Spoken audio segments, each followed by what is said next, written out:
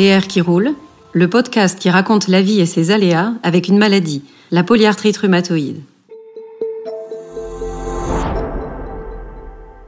Aujourd'hui, PR qui roule rebondit sur travail et polyarthrite rhumatoïde. Je viens d'une famille ouvrière, classique, une famille française du sud-ouest, où finalement le travail c'est presque, c'est pas la liberté, mais c'est presque ça. On doit travailler, on ne doit pas s'arrêter, on ne doit pas être malade. Moi, je sais que mon père avait tendance à se glorifier de « je n'ai eu que 3 arrêts maladie dans ma carrière ». Oui, bon, et donc pour moi, c'est mal parti, puisque quand je tombe malade en 99, immédiatement, j'ai un arrêt maladie. C'est compliqué d'expliquer qu'à mon âge, déjà, il faut s'arrêter parce que la maladie me fatigue, me fait mal, et que quand on parle de douleur et de fatigue, ça ne se voit pas. Et forcément, dans l'inconscient collectif, on s'arrête parce que on a une jambe cassée, on a une gastro, on vomit partout, mais que finalement, la douleur et la fatigue, ça reste des notions très abstraites. Et donc, c'est effectivement compliqué de faire comprendre aux gens que j'ai besoin de m'arrêter. Comme je le dis souvent, dans ces familles un peu ultra classiques françaises, catholiques, bien pensantes, on a tendance à rechercher un coupable et donc on me culpabilise beaucoup de ne pas aller travailler, de ne pas, de ne pas respecter cette espèce de contrat qu'on a avec son employeur. Il faut aller travailler, même si on a 39 de fièvre, c'est comme ça. Donc je sens que je suis pas bien regardée quand même. L'initiation des traitements pour ma maladie me cause un énorme zona. Alors en plus, c'est le début de l'été, il fait chaud, je porte des petites robes et j'ai un zona sous le bras et sur le sein qui se voit, et donc j'ai des questions, et tout de suite il faut que je m'explique. Je suis fatiguée, j'arrive le matin, je suis fatiguée, je mets toute mon énergie dans le travail. Toute mon énergie. Il n'est pas question de montrer une faiblesse intellectuelle, en tout cas dans mon travail. Et donc, forcément, quand je rentre le soir, c'est là où, finalement, dans son foyer, entre ces 4 murs, qu'on peut décompenser, et se reposer, et se laisser aller, à se plaindre, à chouiner, à dire « c'est vraiment trop injuste », tout ça. Mais c'est vrai que dans le travail, moi, j'ai fait le choix, et ça a été un choix qui a été présent tout au long de ces 20 ans de maladie maintenant, c'est de ne pas montrer que j'étais malade. C'était finalement une position, la maladie, elle ne me définit pas. Je n'avais pas envie que la terre entière soit au courant. Je trouvais que, connue pour le travail que je faisais, pour les compétences que j'avais, pour l'enthousiasme que j'avais à aller travailler, pour l'investissement, pour beaucoup de choses, mais je voulais pas que quelqu'un me regarde en se disant « ouais, elle est bien, mais elle est malade ». Comme on entend piapiater souvent dans les couloirs « ah oui, machine, elle est malade, ah ouais, ah bon ». Et donc tout ça, ça alimente les fantasmes. Et c'est vrai que ça s'est répandu dans l'entreprise. J'étais une fille jeune avec une plaque rouge sous le bras, et puis je commençais à gonfler sous l'effet des corticoïdes, donc on voyait bien que j'étais en train de changer physiquement, donc j'avais ces regards comme ça entendus, où personne ne pose trop de questions, mais finalement tout le monde sait, on sait, madame est malade, puis on prend des airs entendus, ça c'est un truc que je supportais pas. Donc j'ai vraiment, vraiment, vraiment tout fait pour essayer, tout au long de ce temps-là, d'être droite. Et alors, le truc, c'est que ça m'a joué des tours, forcément. Parce que plus le temps passait, plus j'ai eu vraiment des arrêts maladie, et puis des interventions chirurgicales, et du coup, des arrêts qui commencent à durer, qui durent. Mais en tout cas, j'ai jamais voulu montrer, dans l'enceinte de mon travail, dans l'entreprise, que j'avais un problème de santé. Cette maladie-là, elle ne va pas m'empêcher de changer, de progresser. Non pas que j'avais une carrière de ministre devant moi, il ne s'agissait pas de ça. Mais en tout cas, j'avais le sentiment qu'il fallait continuer de progresser, et puis je ne voyais pas où était le souci. Je me disais, ok, t'as quelques arrêts maladie, mais globalement, tu fais du bon travail. Globalement, j'étais un salarié sans histoire. Sans trop de problèmes de communication avec les autres, pas de conflits sous-jacents, tout allait bien. On ne pouvait pas me reprocher quoi que ce soit. En même temps, moi j'étais une employée, je n'étais pas un cadre dirigeant, on est bien d'accord. Donc voilà, mais j'avais imaginé que j'aurais une progression professionnelle. Voilà, je savais très bien qu'il fallait changer d'entreprise. Donc premier flambant de porte, quelques mois après le diagnostic, je change de boîte. Je me dis, il faut progresser, il faut changer. Là, je ne dis rien. Je n'aborde pas la question de la maladie. Et pourtant, je continue de prendre du poids, de changer physiquement et d'être fatiguée. Donc là, je me dis, non mais moi, il n'est pas question de me laisser emmerder par des gens. Moi, je veux être tranquille, je veux qu'on me laisse travailler comme je veux. Donc je me suis mise des exigences, en fait. J'ai commencé à attendre de mon travail beaucoup plus que je n'aurais dû. Et parce que cette maladie m'avait atteinte, j'étais devenue hyper exigeante. Enfin, je me disais, ok, j'en chie d'un côté, il faut que de l'autre, ça roule. Si ça roule pas, j'en vais. J'ai fait ça pendant 2-3 ans. C'est-à-dire que tous les 6-8 mois, je changeais de boîte. Donc, au bout d'un moment, je me suis dit, si tu changes de boîte sans arrêt, c'est pas forcément que les boîtes ne vont pas, c'est que c'est peut-être toi qui t'adaptes pas. Et effectivement, j'étais complètement tiraillée entre ces moments douloureux, fatigants, stressants de la maladie qui évolue, vous savez pas ce qui va vous arriver. Et puis cette image de fille bien portante, bonne employée, qui bosse bien. Ça avait un côté un peu schizophrénique. Donc je flambais les portes les unes derrière les autres. Et puis je me suis dit, bon, je veux changer de branche. Je veux me recycler un peu, me former de nouveau, mais plutôt dans les ressources humaines. Donc là, je flambe une ultime fois une porte et je pars en formation. 9 mois de formation, qui se passe très bien. On me fait des infiltrations régulièrement dans les mains, dans les pieds, parce que évidemment la maladie se dégrade. Enfin, en tout cas, évolue et pas dans le bon sens. Et donc, je me soigne, mais j'étudie, voilà. Et je me retrouve encore dans une nouvelle entreprise où là non plus, je ne parle pas de la maladie. Donc, je commence à travailler, ça se passe très bien, j'étais ravie. En même temps, arrive un traitement qui me convient bien. Donc, on a une espèce d'éclaircie comme ça, qui se passe très bien dans cette entreprise. Et là, je progresse. On me met sur un autre poste, plus responsable, avec plus de responsabilités, avec beaucoup plus d'autonomie. Enfin, bon, un poste très très très épanouissant où je suis très heureuse. Bon, le seul bémol, c'est beaucoup de transport, 1h30. 1h30 aller, 1h30 retour. Alors, c'est vrai qu'en région parisienne, l'heure, elle est acceptable. L'heure et demie, elle est fatigante. Surtout quand on a une maladie chronique, un enfant petit, un mari qui fait ce qu'il peut.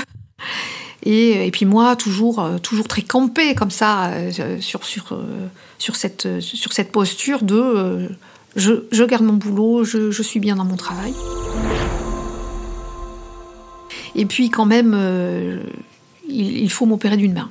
Donc là, problème, voilà, je me fais opérer d'une main, ça se passe. Mais j'ai quand même 2 mois d'arrêt. Donc 2 mois d'arrêt parce que je travaille sur un ordinateur, donc c'est bien d'avoir ces 2 mains. On peut avec une main, ça, on est d'accord, on peut, mais c'est mieux d'avoir ces 2. Et puis il faut que je me repose. C'est une intervention qui m'a beaucoup marquée, notamment sur le plan psychologique parce qu'elle a été extrêmement douloureuse. Et du coup, il faut m'arrêter 2 mois. L'entreprise m'en tient pas rigueur, rien. Je reviens, et puis on sait que l'autre main est à faire, comme disent les chirurgiens. Et puis, voyant les résultats spectaculaires de cette première opération, voilà, je décide de me faire opérer de la 2e main, alors que je venais d'avoir une promotion. Je me fais opérer de la 2e main, et là, ça se passe hyper bien aussi, et je reviens 15 jours après, plâtrée jusqu'en haut du bras, et voilà, et je reviens. Donc, je croise par hasard le médecin du travail dans le couloir qui me dit « Pardon, vous faites quoi là ?» Là, je suis là parce que je me sens bien, parce que j'ai envie, parce que les 2 mois, c'est pas nécessaire, parce que je récupère bien, parce que j'ai avancé dans ma démarche et que je préfère être au travail, debout, droite, avec un esprit occupé, plutôt que sur mon canapé à regarder mon plâtre. Et voilà. Et donc, à ce moment-là, il faut envisager quand même de mettre en place une RQTH, donc dans le jargon, c'est la reconnaissance de la qualité de travailleur handicapé, qui est un bénéfice pour l'entreprise et c'est un peu technique, mais ça, voilà, plus on a de travailleurs qui ont cette reconnaissance de travailleur handicapé et moins l'entreprise paye une taxe. Donc je décide de le faire, mais c'est difficile aussi de se dire, voilà, je vais être reconnue comme étant un travailleur handicapé. Franchement, le mot, il est difficile à vivre parce que j'ai 3-4 ans de maladie derrière moi, donc c'est peu au regard de ce que j'imaginais en termes de travailleur handicapé. Je m'étais dit, je serai handicapée à 50, 60 ans peut-être. Mais en tout cas, moi, je ne voulais pas. Et je mets en place ça, et malgré ça, malgré cet RQTH, malgré ces arrêts maladie, il y a cette promotion et il y a ce poste que j'occupe avec grand plaisir et ça se passe bien. Et là où vous allez être déçus, c'est que je ne suis pas restée dans cette entreprise. Alors je ne suis pas restée parce que il y a eu une formidable opportunité de partir dans un plan social. J'habitais loin, je voulais continuer de me former en RH, donc je me suis dit me rapprocher de chez moi, me former et puis partir avec ce que j'appelais la valise RTL, c'est-à-dire avec quand même une somme d'argent pour vous dédommager de ça. J'ai fait le choix de partir.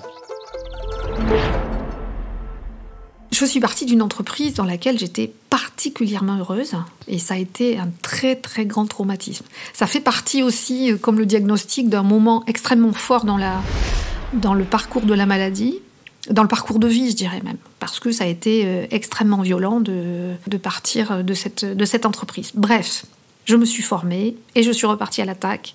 Et là, je suis rentrée dans une grande entreprise, une multinationale, dans le pétrole, une entreprise française, dans laquelle j'ai été finalement extrêmement bien accueillie parce que j'ai été recrutée avec la qualité de travailleur handicapé, c'est-à-dire que c'est ce sésame un peu qui m'a ouvert la porte de cette grande entreprise. Si je n'avais pas eu cette reconnaissance de travailleur handicapé, je n'y serais pas rentrée. Ça, c'est une évidence. En revanche, je suis rentrée dans un service qui était en perdition, sur un métier RH que je n'aimais pas trop, la paye. Et puis une grosse entreprise qui vous rémunère correctement avec beaucoup d'avantages sociaux et une protection sociale extrêmement importante. Et ça, j'en avais pleinement conscience et je pense que j'ai fait ce choix-là, d'avoir un métier, un travail quotidien un peu moins intéressant, mais une protection pour l'avenir. Et c'est là où je me suis dit, je commence à vieillir parce que je raisonne en termes de protection et non pas de bien-être au travail dans le sens où je m'éclate. Donc ça a été... Ça a été un choix que j'ai fait en connaissance de cause, mais qui ne m'a pas rendue très épanouie dans mon travail.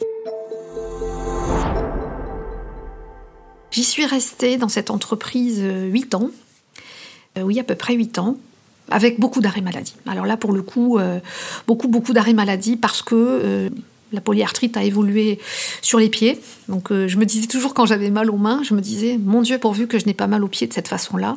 Et oui, c'est arrivé. Et il a fallu opérer. Il a fallu opérer, premier arrêt 9 mois. Je reprends. Quelques mois plus tard, deuxième arrêt 9 mois, parce qu'il a fallu faire une greffe osseuse sous ce pied, donc une intervention chirurgicale lourde, douloureuse et avec une immobilisation longue. Et puis pas du tout l'envie d'y retourner, clairement. Un changement de poste quand même, au bout de quelques temps. Et puis je sais très bien que si je continue d'être arrêtée, je le sais parce que la Sécu m'écrit en me disant Madame de Paris, vous avez quand même beaucoup d'arrêts maladie, il faudrait quand même imaginer peut-être une invalidité 2e catégorie. Donc là, déjà, le mot invalidité, on devient un peu fou. Et puis je suis pas très heureuse dans ce travail. Et puis je sens qu'on me confie de moins en moins de tâches. Je sens que on ne compte plus sur moi. Et tout ça mis bout à bout, on réfléchit. Et puis, je suis clairement avertie que le prochain arrêt maladie, à la fois côté assurance maladie et à la fois côté entreprise, ça posera des problèmes. Et en 2015... l'arrêt maladie, celui qui va tout faire basculer tombe. Je suis trop fatiguée, j'ai encore beaucoup mal aux pieds. Il faut de nouveau, sans doute, réintervenir chirurgicalement. Et donc là, l'invalidité tombe.